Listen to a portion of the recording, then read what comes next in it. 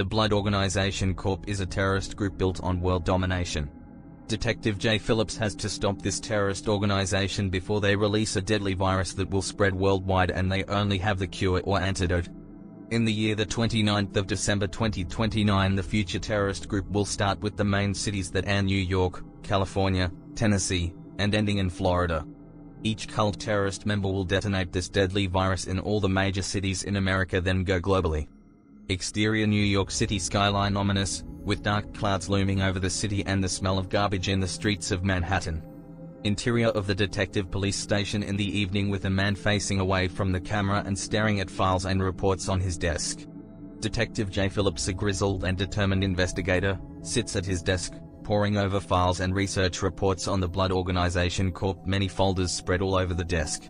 Detective J. Phillips says to himself, this cult is spreading fast from city to city. I need to stop them before it is too late. Suddenly the phone rings and rings and rings. Detective J. Phillips picks up the phone and answers the phone.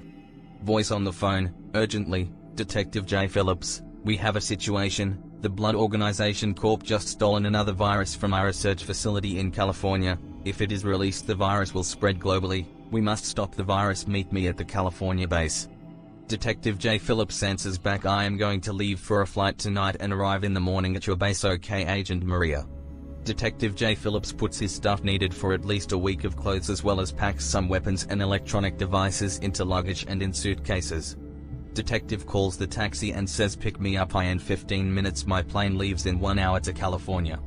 Detective J. Phillips walks out of his New York office and goes in the elevator and pushes the button that says lobby. The elevator doors close. Detective Phillips reaches the lobby and the elevator doors open, and he walks out of the elevator and down the hallway and then opens the exit door. The taxi is waiting for Detective J. Phillips in the street, and Detective J. Phillips walks inside and sits down and says, get me to THE airport on the double, buddy, and I will give you a big tip. All of a sudden the taxi screeches off and a dust cloud appears behind the taxi with black smoke everywhere. The taxi reaches THE airport and Detective J. Phillips opens the door and says, keep the tip, buddy. Call you when I get back in town. Detective J. Phillips walks through THE airport to get to his gate number 5 and gives his ticket to the hostess before entering the plane. The hostess takes the ticket and examines the details. She points to his seat and Detective J. Phillips walks over and sits down and opens the table and puts more files on top of the table and starts reading them. The plane takes off and goes up into the sky and flies towards the stars. The plane lands in California airport in about 8 hours. Detective puts all the files back in his suitcase and starts walking off the plane and down the stairs. Tracking down some leads he found from the files on the plane, he meets with an informant named Maria. Detective J. Phillips meets the informant near a warehouse and says, what's up, any new information on the Blood Organization Corp? Informant Agent Maria says nervously, the Blood Organization Corp is hiding something big inside this warehouse. Detective, I do not know what, but looks very bad. Detective J. Phillips says, I need to get inside this warehouse. Can you help me? Informant Agent Maria says, I will try, but be careful. Informant Agent Maria takes a pin from her hair and unlocks the door and walks to her vehicle and drives away slowly and quietly. Detective J. Phillips walks inside, down a corridor, through a hallway, down steps going lower and lower into the basement area. Detective J. Phillips, undercover, infiltrates the cult's headquarters. Detective J. Phillips witnesses a ritual, where cult members are injecting themselves with the COVID-19 virus. Detective J. Phillips, horrified, oh no, I am too late, thinking to himself, and walks closer to the main figure in the center of the room and pulls out his silencer and points it at the leader.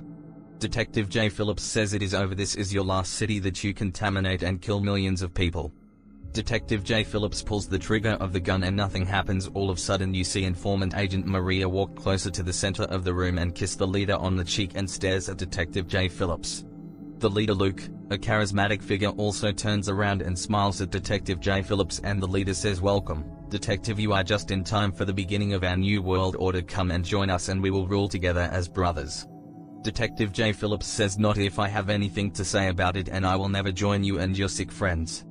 Detective J. Phillips grabs Informant Agent Maria and picks up a broken bottle on the floor and says to the leader and his followers, open the door and let me out or I will kill your girlfriend Maria. All of a sudden Maria grabs the bottle and pushes it into her neck, and blood starts pouring all over Detective Phillips' hands and body and she falls to the ground. All of a sudden one of the leader's cult followers hits Detective J. Phillips with a club or a bat, and you can hear a thud, and Detective J. Phillips falls to the floor, and he looks up and points at the leader and closes his eyes. Next day, outside of a barn with hay and some horses making weird noise, Detective J. Phillips wakes up and stands up and walks over to the window and stares at an old truck in the barn. The plates say Tennessee, and he looks out the window and sees trees and a huge forest. Detective J. Phillips sees a man walking towards the barn with two containers getting closer and closer. Detective J. Phillips hides behind a barrel that covers his whole body, and he picks up a large comforter or rug and tosses over some wood on the floor. He also sees a bloody pipe next to the rug as well. Detective J. Phillips runs back to hide from the man coming into the barn. All of a sudden the door opens and a man starts walking over to the table and places one bottle on the table and walks towards the object that is under the rug and starts talking. Cult follower Ed says to the rug on the floor, "Detective, you should have stayed out of our business because the leader Luke is going to Florida to contaminate the water supply with the deadly virus, and I have the cure and antidote on the table, sucker." Cult follower Ed says, "This is gasoline to burn your ass up and infect you with the new virus, sucker. Nobody will stop us." Cult follower Ed pours the gasoline on top of the rug and starts looking for his lighter or matches in his pockets. All of a sudden Detective J. Phillips picks up the pipe on the floor and swings it at the skull of cult follower Ed and strikes his skull.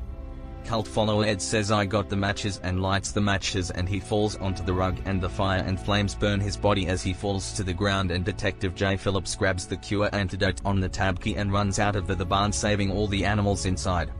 Detective J. Phillips sees two cars outside the barn and another person is sitting in the driver's seat, and turns around and stares at Detective J. Phillips and starts the car but drops his phone outside the window.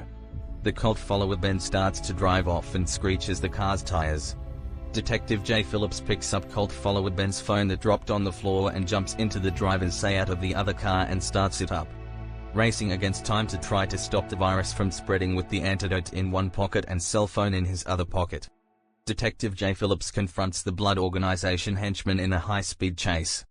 All of a sudden another races behind Detective J. Phillips' car and they start shooting his vehicle while he is chasing cult follower Ben.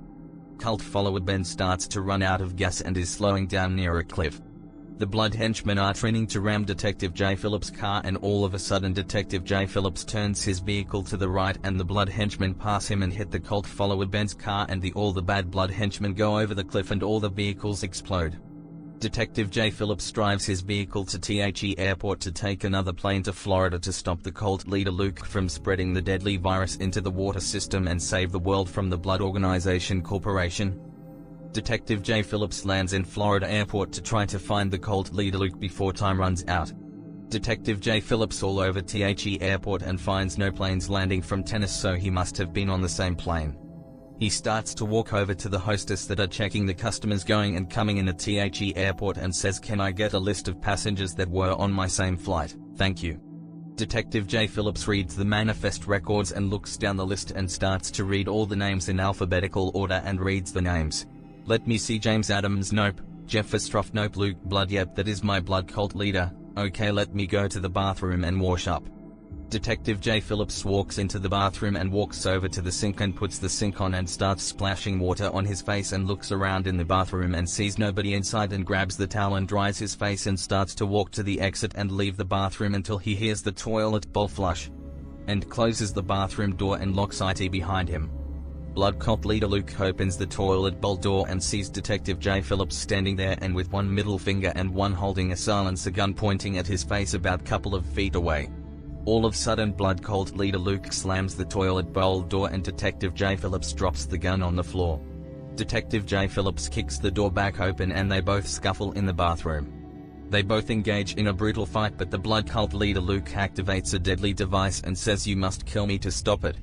Detective J. Phillips and Blood cult leader Luke dive for the gun on the floor and they both pull the trigger at the same time, and one bullet goes through the shoulder of Detective J. Phillips and hits the skull of Blood cult leader Luke, and he closes his eyes and smiles.